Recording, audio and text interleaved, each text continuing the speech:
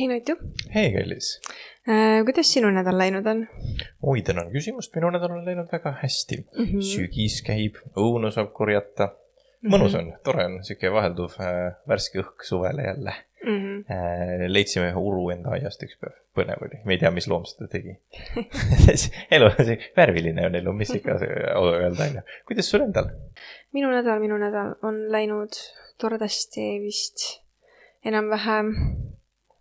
Ja ma olen üle 6 aja haige olnud, haigustega võidelnud, aga selle keskel ikkagi mul on olnud väga erilised ajad Jumalaga, on olnud väga selline lähedane aeg ja kuidagi ma tunnen, et praegu on mingi väga-väga sügav ja tugev ettevalmistusperiood, kus sa pead nagu 100% pöörduma Jumala poole, 100% haarama temast kinni, mitte vaatama oma vana elu peale enam ja kuidagi selline, nüüd on kas nüüd kõik või mitte midagi.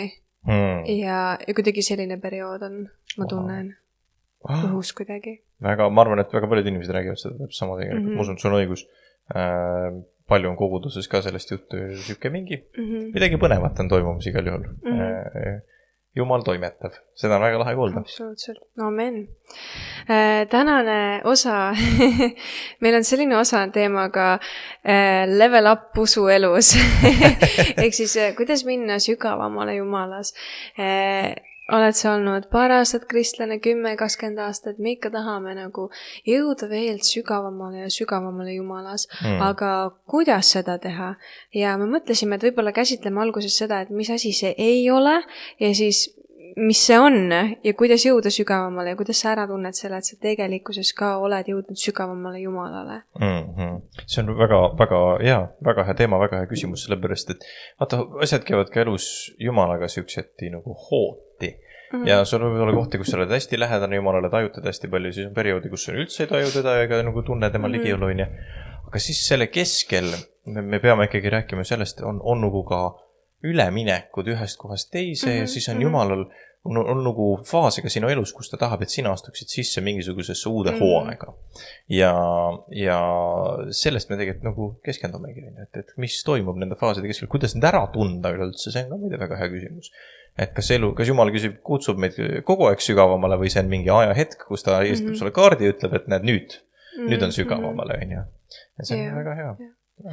Ja mis see üleüldiselt tähendab, on ju, et kui me hakkame mõtlema, et okei, Jumalaga sügavamale, et kas ma siis lõpuks nagu jõuan sinna nagu sügavusse või nagu kuhu see eesmärk jõuda on või nagu miks ma peaks minema sügavamale, miks ma igatsen seda sügavamale minekut ja kas saab üldse Jumalat nagu mõõta niimoodi, et ma nüüd olen rohkem Jumalas, vähem Jumalas, on ju.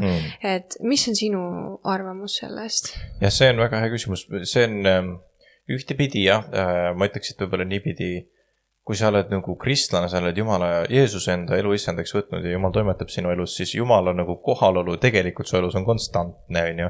Isegi kui sa võib-olla ei tunne seda, ta on seal, et selles ei ole nagu küsimus. Nüüd, mis võib-olla muutub või on muutlik, on meie enda suhtumine tema kohalolusse, meie enda taju tema kohalolusse ja meie enda nagu soov või vastuvõtlikkus sellele, mida ta tahab, et me näiteks teeksime ka. Ja võt see on nüüd see, kus me hakkab tegelikult see maadlemine lihaga ja vana loomusega kõige sellega ka pihta tegelikult. Ja ma arvan, et see on see ka koht, kus kohas Jumal kutsub meid sügavamasse, et ütleb meile tegelikult ühtepidi, et jäta rohkem asju sinna risti ette maha ja tule rohkem minu poole.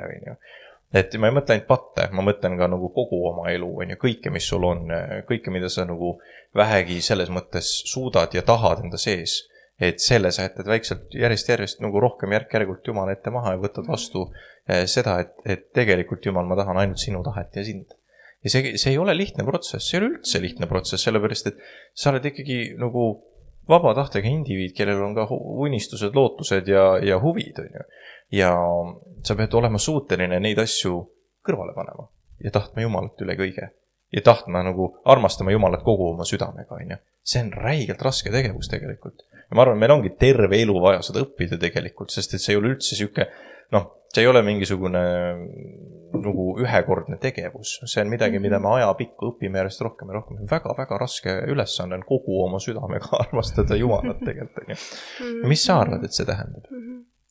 ma arvan, et mingis ajaperioodis sa jõuad sellele tasemele, et sa oledki väga lähedane Jumalaga, sa oled nagu kõik sellised suuremad patud maha jätnud, on ju, ära pannud maha tähendab. Ja siis Jumal näitab sulle nagu veel mingeid asju, hakkab tegelema nende sügavamate asjadega tegelikkuses, mis alguses tunduvad nagu, ma ei tea, sulle tundub, et ma ei tea, pornograafia või alkohol või suitsetamine või need asjad on need suured patud ja sügavad asjad, on ju, aga tegelikult need on pinnapealsed asjad. Ja see on nagu tulem millestkist ja sa saad need eest ära ja siis Jumal viib sind päriselt sügavamale, et mis on need päriselt asjad ja need tunduvad need väikesed asjad, mis tegelikkuses on need juurpõhjused, on ju, sinu keel, sinu meel, on ju, ja nii edasi. Ja ma tunnen, et see protsess on nagu, ja selle protsessi sees, kui Jumal sind puhastab ja sa oled tema ligiolus ja sa võid ikka tunda, et sa tahaks minna veel sügavamale. Sest see puhastusprotsess on nagu üks asi, aga see nagu Jumalas olemine ja see on nagu, see on teine.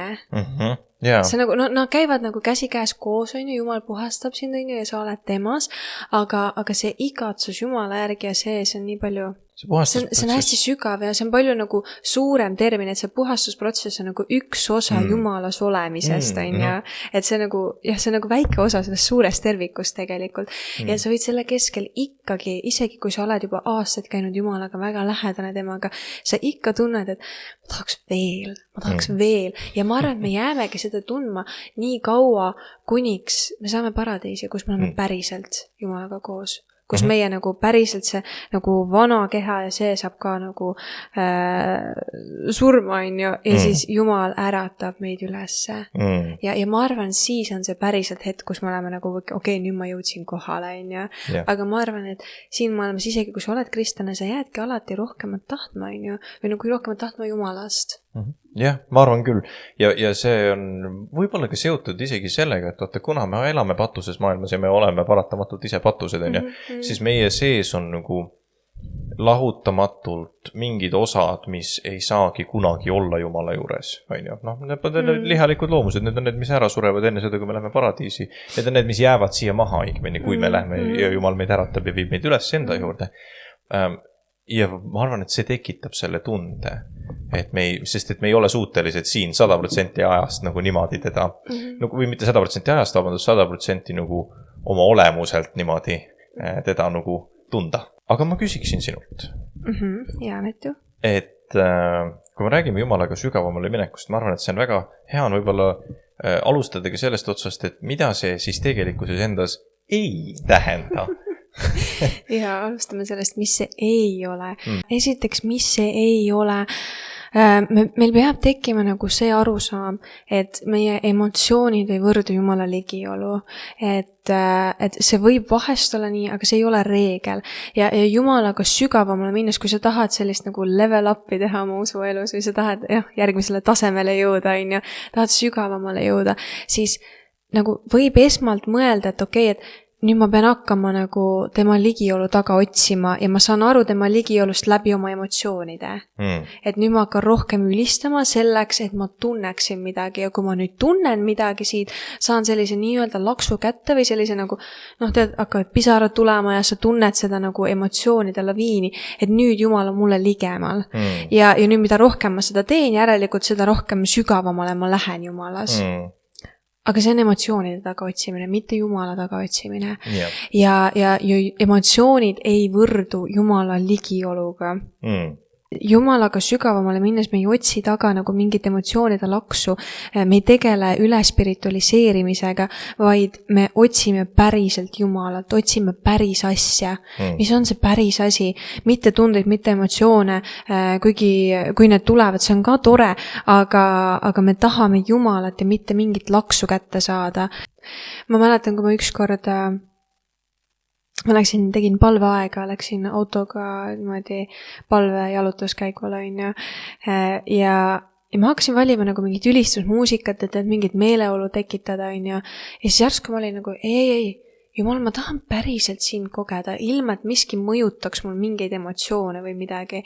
Ja mõtlesin, ma olin täiesti vaikuses, sõitsin linna peal ringi ja lihtsalt hakkasin palvetama, palvetsin keeltes, palvetasin kõva häälega sõnu välja ja selline Jumala ligiolu tuli mu peale, et ma hakkasin täiega nutma. ja see ei olnud nagu mitte miski ei ajendanud neid asju, see oli päriselt Jumal kohal. Ma läksin nagu päriselt otsima Jumalat. Mitte, et saada emotsionaalset laksu, see lihtsalt tuli kaasa, aga ma läksin otsima Jumalat. Et see on lihtsalt hästi suur ohukoht, et me lähme nagu nende emotsioonide järgi, aga me ei otsi seda päris asja. Ja see nagu emotsioonid tundub nagu siuke shortcut, nagu kiirtee, aga tegelikkuselt see on vale tee. See ei vii mind Jumalani, see viib lihtsalt emotsiooni laksuni, aga see ei tekita meist transformatsiooni. See ei ole see Jumala ligiolu, mis muudab meid seespidiselt ja murab meid maha ja paneb meelt parandama ja kuidagi ja täidab sind täielikult. See annab korraks sulle mingi laksu, aga ta ei tee pikaajalist muutust. Jaa, ma olen täiesti nõus, see on väga hea point kusjuures. Ja mul endalgi on ka täpselt selliseid kogemusi, kus ma olen nagu kõige sügavamad kontaktid Jumalaga on siis, kui sul ei ole, see on vaikus. Ja tegelikult, ma ei mäleta nüüd, seda on paljud ülistusautorid olnud, seda on kirjutatud palju, seda on jutlustes räägitud palju. Jumala sa tegelikult leiad sosinas, tuules, selles kõige vaiksemas kohas. See on ka see, vaata, miks Jeesus ütleb meile ka, et mine oma palve kambrisse, on ju. See on isegi piiblis kirjas, kui Eelia põgenes ära, vaata. Täpselt, vot, ma ei julgen seda igaks. Ja tema oli see, kes ütles, et temale ilmus Jumal sosinas. Vot, ma ei julgen seda igaks üks väites, mul hetkel ei olnud see meeles, et see on hea, et sa selle välja teed, ma muidu on tead juhtub see, et ütled välja ja siis keegi on mõtleb, et kus see siis oli sul, on ju, et see on seal Tooma evangeeliumis, aga et selles mõttes need on, vaata, sa leiad Jumala nendes vaiksetes kohtades, sest et siis su meeled ei ole häiritud millestki muust. Ja sa suudad fokusseerida Jumala peale palju rohkem, see võtab natuke harjutamist. Ütlen ausalt, see ei juhtu võib-olla kohe, aga kui sa seda aega võtad ja seda harjutad, siis sa leiad selle kontakti temaga tegelikult. On ju. Me mõlemad oleme niimoodi leidnud seda kontakti, see on ääretult vahva, see on ääretult hea. Ja see emotsioonidest nagu juhtimine, vaata, see on ka põhjus, miks Jumal ei ole tegelikult, kui ta räägib Vanas Testamendis seadustest, tema seadused ja tema sõna, see, mida tema lubab, selle tõttu, kes ta on, et ta on igavene ja et ta on igavesti hea, tema sõna alati kestab igavesti. Ja need käsud, mis ta näiteks Moosesele annab, ka need on täiesti emotsioonivabad ju. Kui sa vaatad, loed Eesti Vabariigi seadust, on ju, ei ole väga emotsionaalne, ei võta pisarit silma, oleme ausad, on ju. Ja see on normaalne tegelikult. Aga see on midagi väga kindlat ja midagi väga tugevat, eks ole. Jumala lepingu seadustega tegelikult on sarnast nagu moodi. Ja kui Jeesus räägib armastusest Uues Testamendis, kus ta räägib, et käsu täide viimine ongi see, et sa armastad Jumalat kogu oma südamega ja oma ligimest, nii nagu ise ennast, ta ei räägi seal ka mingisugust emotsionaalsest hinnangust. Ta räägib väga sügavatest asjadest, mis hoiakuid sina peaksid hoidma ja mida sina peaksid tegema selleks, et olla Jumalale meelepärane ja elada siin nii, nagu Jumal on ette näinud inimesi elama. Ja need ei ole nende kõrval nähtusena, täpselt nagu sa ütlesid, tulevad emotsioonid. Need ei ole sellised asjad, et me laseme, et ära tapa, et nii ilus on, et kohe selline pisar kisub silma selle seaduse peale. Aga see, et Jumal seda oma väega ise väljendab, ütleb, see, et seal taga on midagi nii head ja nii puhast ja nii tugevat, see on see, mis teeb meid emotsionaalseks. Aga teiseks, Natu, pühaduse teesklemine. Ja, teine asi on, täpselt, see on täitsa ka, et ma arvan, et see on ka selline normaalne asi, mida ma kahjuks me tunnistame, mis kõik on teinud, on ju, kristlastena. Et see on see, et sa nagu paned sa oled vend vaga ja õde õilis või kuidas see oli, on ju, ja paned need maskid nii-öelda ette ja siis naeratad siukse hästi toreda siukse võlts naeratusega läbi kõigi oma valutad, et see kannatus ongi minule nii hea, sellepärast, et kõik pööratakse kasuks nendele, keda Jumal armastab, on ju. Ja siis ise tegelikult vaikselt seesmiselt nagu piinled, on ju. Ja siis me selle läbi proovime olla hästi pühad, kuidagi olla Jumalale meelepärased. Tegelikkuses me proovime oma tegude ja hoiakuga välja teenida Jumala armastust läbi nende asjade. Ja sellest hästi lihtne põhjus, miks see ei tööta mitte kunagi, on see, et see ei ole autentne. Selles puudub tõde, selles puudub lihtsalt see, et sa tunnistad, et okei, on halvasti või on kehvasti või on valesti või ei saa aru või on nõme või mida iganes. Sest et vaata, Jumala armastus ja Jumala headus on üle nende asjade ka. Ta saab aru, et on nõme või halb või kole või mida iganes. Ja ta ongi siin selleks, et olla koos sinuga nendes asjades. Ta ei hülga sind nendes olukordades, sellepärast, et sina ei saa aru või sina oled teinud kehvasti või midagi. Ei, ta ei ole ju tulnud perfektset kutsuma, ta on ju tulnud kutsuma neid, kes vajavad tohtrit. Ja me kõik vajame seda tohtrit. Mis tähendab, et nagu me ei pea panema seda pühaduse maski endale niimoodi võltsilt ette ja siis proovima oma tegudega meeletus koguses nagu välja teenida tema armastust.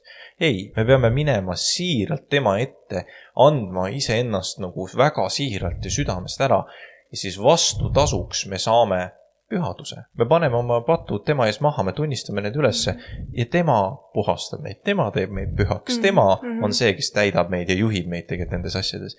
Ja me saame pühaks mitte sellepärast, et meie teod on head, vaid sellepärast, et meil on osadus temaga. Ja see iseenesest muudab meid pühaks tegelikult.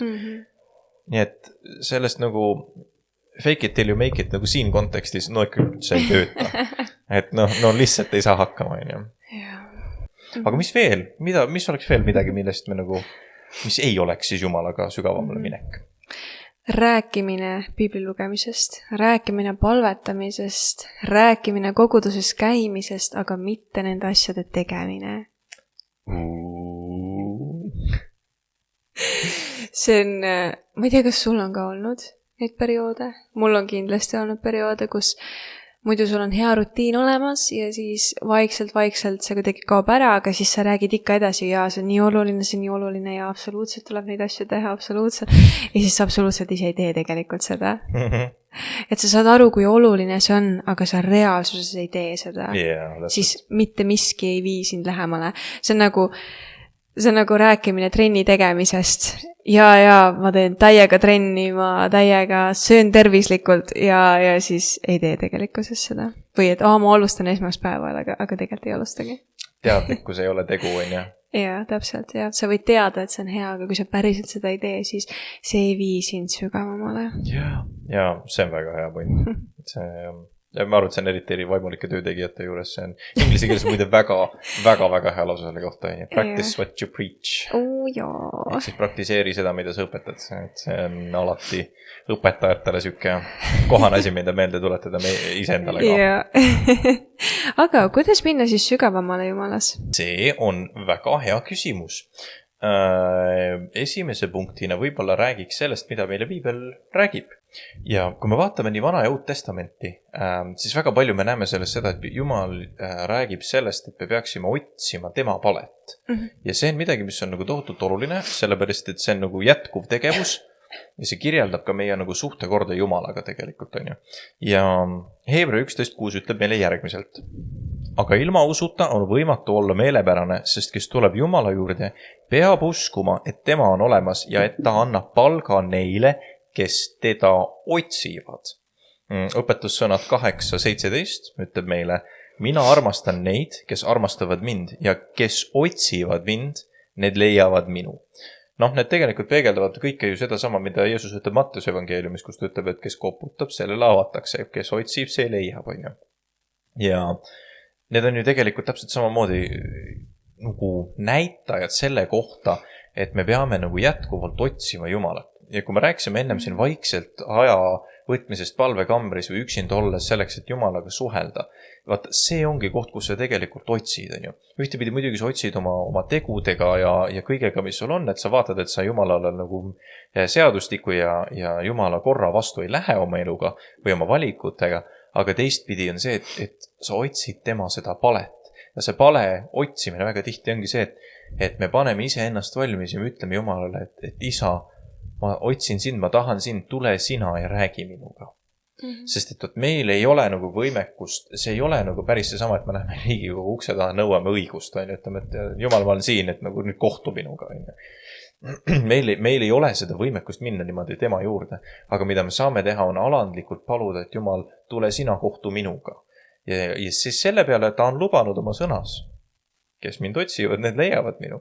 Et kui sa seda teed, alandlikult lähed Jumala ette, otsid teda, ütled, et Jumal, mina tahaksin sinu palet kogeda, ma tahaksin sinuga osaduses olla, ma tahan sind ja ma tahan näha, kogeda ja kuulda sind, siis ta vastab sulle, sest et ta on hea ja ta on lubanud meile seda. Ja tema sõna on jah ja aamen. Nii et tema pale otsimine on midagi, mis tegelikult on käinud Vanast Testamendist saati kaasas.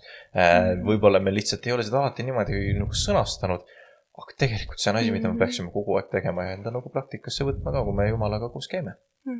Aga mis veel kuulub sinna Jumalaga sügavamale minemise alla? Kindlasti see, et me looks endale selle salajase paiga Jumalas.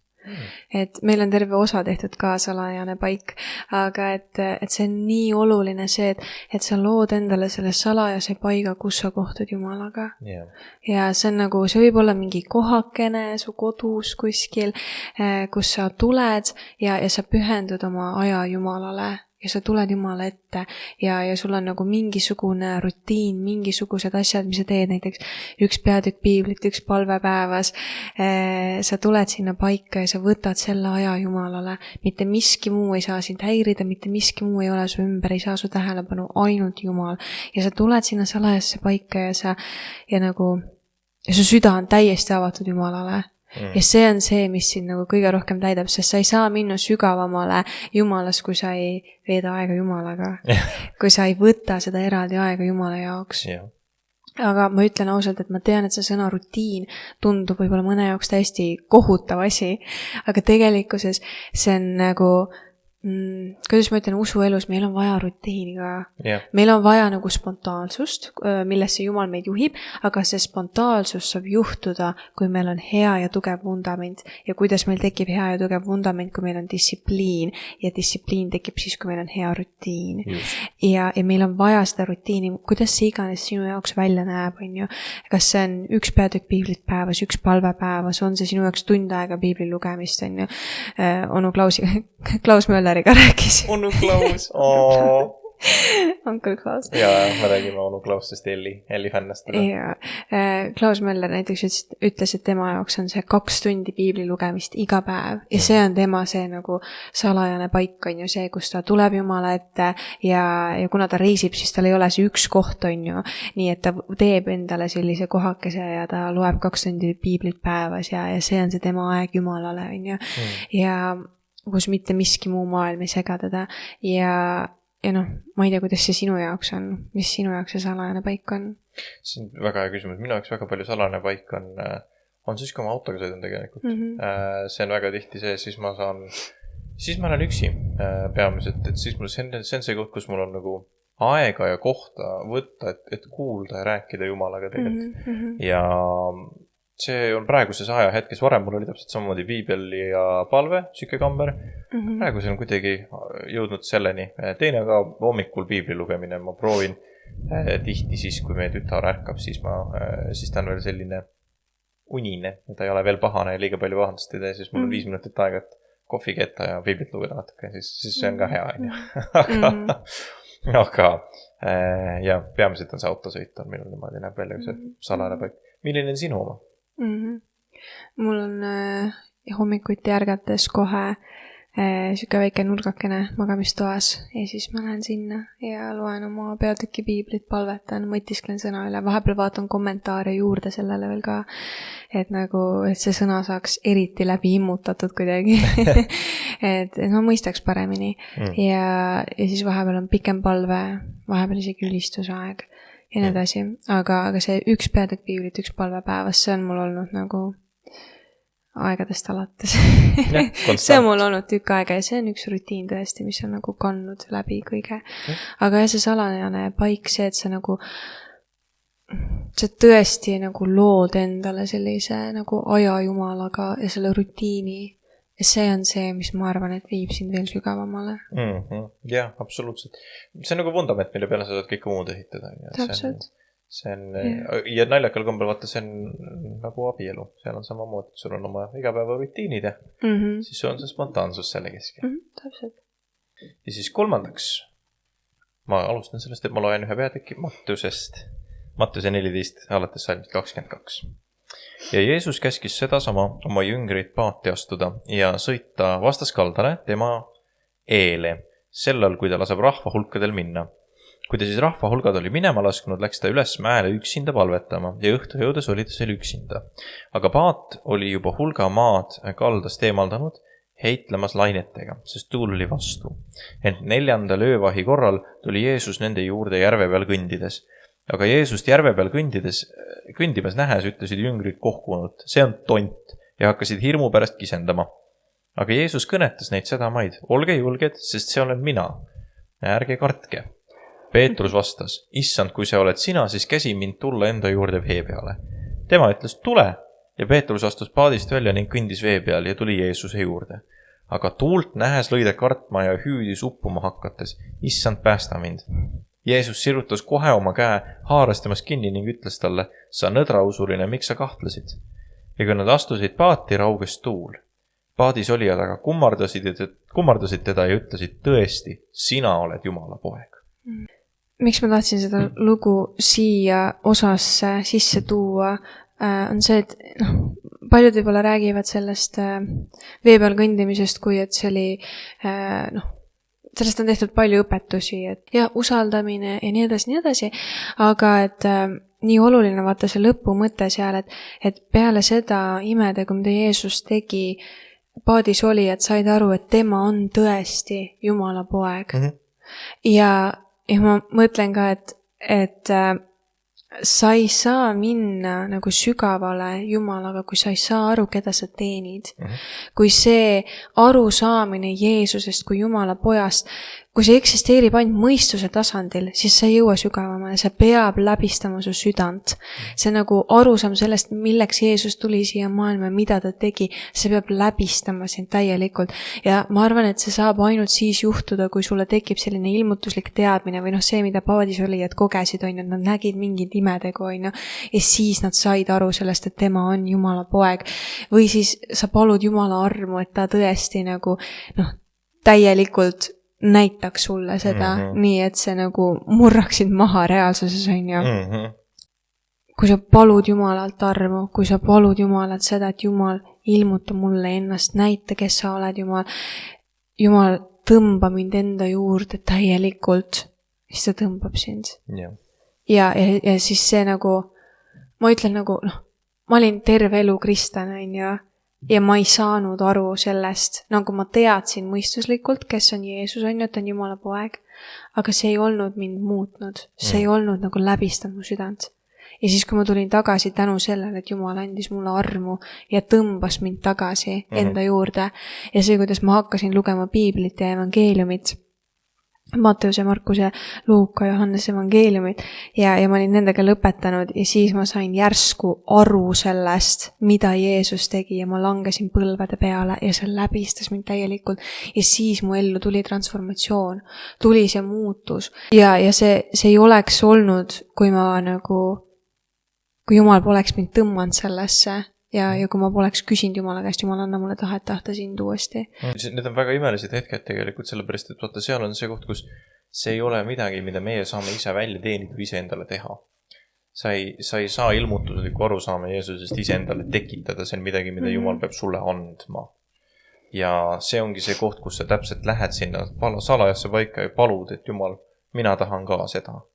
Ja kui sa seda teed, siis see täpselt seda sa sinuga teedki, see murrab su maa. Ja see teeb sinu katki, sest et sa järsku saad aru olemuslikult ja sügavalt saad aru sellest, kes oli Jeesus, miks ta siin oli ja miks kõik on nii, nagu see on. Siis järsku see pilt läheb alles lahti. Aga see peab saama midagi, mida Jumal ise ilmutab sulle. Et see ei olegi sükke asi, mida sa saad faktidena lugeda, loetleda. Ja see on väga-väga hämmastav kogemus on see. Väga ilusasti sägasid seda. Aga kolmanda suurema blokina me tahaks käsitleda võib-olla seda, kuidas üldse tuvastada, et sa oled kuidagi järgmisele nagu levelile või tasemele jõudnud Jumalaga. Sest midagi nüüd toimunud, sul on tunne, mingi kogemus on Jumalaga, sa oled saanud võib-olla isegi sõna, et Jumal kutsub sind sügavamale, ja sa teed nagu kõik seal ära, palvetad ja nii edasi. Mis siis saab? Kuidas su igapäeva usuelu näeb välja? Mis muutub? Ma ütleks esimese asjana on see, et sa näed võib-olla kõige rohkem iseenda muutust ja võib-olla muutust nendes asjades, mida sa ise tahad. sul ei ole enam võib-olla niivõrd väga soovi vanade asjade järgi, sul on nagu südames soov olla Jumalale meelepärane järjest rohkem ja rohkem.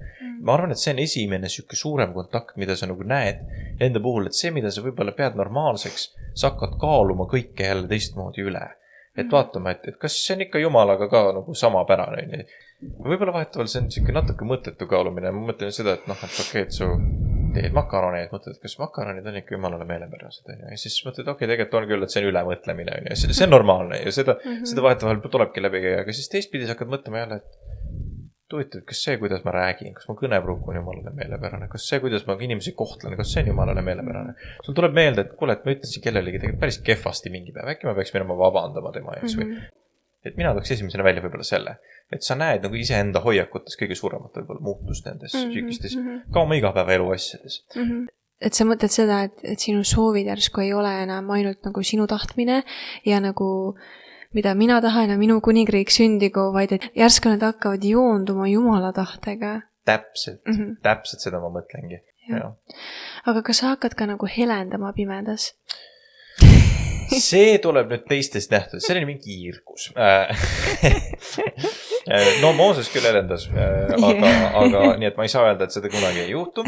Aga ma saan küll öelda seda, et enamasti meil päris niimoodi ei juhtu selle pimedas helendamisega. Ja meie lihalikkus jääb ka meil siis, millega me peame maadlema edasi. Et see ei kao lihtsalt ära. Et see, aga see on üks siuke sügavamale minemise protsessi osa. Sa näed, et nüüd on teistmoodi natuke. Mis sina välja? Ma arvan, et selle kaasnähtus, sügavamale mineku kaasnähtus on kindlasti see, et su süda on palju rohkem teenimisaldis. Et su käed ei ole enam kinni ja enda poole, vaid need on avatud ja teiste poole. Ja su süda tahab teenida teisi, et see nagu Jumala poolt, kui sa täidad ennast Jumalaga, Jumal täidab sind armastusega ja armastusega teiste inimeste vastu. Kui sa kunagi tunned, et ma ei armasta üldse teisi inimesi nii palju, et võiks rohkem armastada, täida ennast rohkem Jumalaga ja see nagu, see voolab sust üle, sa hakkad teisi inimesi armastama ja sa ei saa neid kuidagi jätta lihtsalt, sa tahad teenida teisi inimesi, tahad anda seda, mida Jumal sulle andnud on, tahad seda edasi kanda, et ma arvan, et see teenimis selline hoiak nagu suureneb nii palju rohkem ja siis ma tooks välja ka vaimuviljad. Jällegi me ei mõõda oma usuelu sügavust, lähedust Jumalaga oma emotsioonide järgi, oma tunnete järgi, vaid me saame mõõta seda näiteks vaimuviljade järgi. Saame vaadata, et mis vilju see oks kannab, ehk siis meie, kuhu külge me poogitud oleme. Kas me oleme Jumala külge poogitud või mingi oma arusaamiste või maailma külge, mille külge me poogitud oleme ja mis see nagu, mis viljakusega muld meil on, selle viljakusega viljad ka tulevad. Ja sa vaimuviljadest näed armastus, lahkus, rõõm, headus ja nii edasi, et sa saad nende järgi vaadata, et okei, et milliseks ma tegelikult muutunud olen, kas minu sees on päriselt see transformatsioon tulnud, kas need asjad, kas need vaimuviljad, kas ma tegelikult ka olen viljakas või ma lihtsalt nagu olen enda jaoks ära petnud endale, et ma olen nii lähedal Jumalale, aga tegelikkuses nagu pole midagi ette näidata. Või noh, sa ei pea nagu midagi ette näitama, aga nagu kui sa oled Jumalale lähedal, siis see muudab sind ja see hakkab tootma sinus neid vaimuvilju. Ja siis sa näed seda enda elus, sa näed seda oma selles, kuidas sa käitud, kuidas sa oled. Ja jah, muidugi see mingi inimlikkus, seda see absoluutselt jääb alles, aga üleüldiselt, mida rohkem sa Jumalas oled, seda rohkem sa muutud. Jah, täiesti, 100% nõus. Ma arvan, et selle vastand on täpselt see sama, mis me alguses rääkisime, et see on see nii-öelda maskide ettepanemine ja enda pühaduse nagu selline teesklemine. Ja selle teeniva tegelikult südamega veel juurde, minu arust on see, et hästi oluline võib-olla nähtus, sa märkad inimesi. See on selline võib-olla alapeatükk sellest teenivast südamest, aga sa märkad neid järsku inimeste vajadusi ja sa tahad nendele vastata ka. Ja see käibki teenimise alla. Aga see on huvitav jah, sest see süke karjase süda, mis Jumalal on tegelikult, hea isa süda, hakkab peegelduma meis endas. Ja see on väga-väga nunnu, nagu sa näed, et sa ise muutud selliseks. See on äge. Täiesti. Ja viimaseks me tooks välja selle, et kõndimine rahus sa kõnnid rahus, sa tead, et Jumal armastab sind ja kui me autos arutasime selle teema üle, kuidas me räägime täpselt, siis meil tuli see näide, et sa muutud nagu Peetrusest Johanneseks. Et kui sa enne olid nagu, et ma nii armastan sind Jumal, siis sa vaikselt muutud selleks, et Jumal armastab mind. ja sa saad aru sellest. Ja sa nagu... Ja sa ei hakka nagu punnitama, sa ei hakka nagu taga otsima nii meeletult või taga tõestama seda, et sina armastad nii väga Jumalat, vaid et sa saad aru, et Jumal on sind juba armastanud, Jumal armastab sind ja ta on sinuga. Ja sa ei hakka nagu rabelema nii metsikult, vaid sa hakkad käima selles Jumala vaimu väes, sa hakkad käima Jumala juhtimises ja see hakkab käima läbi rahu. Jah, just 100% nõus on väga-väga hea mõte.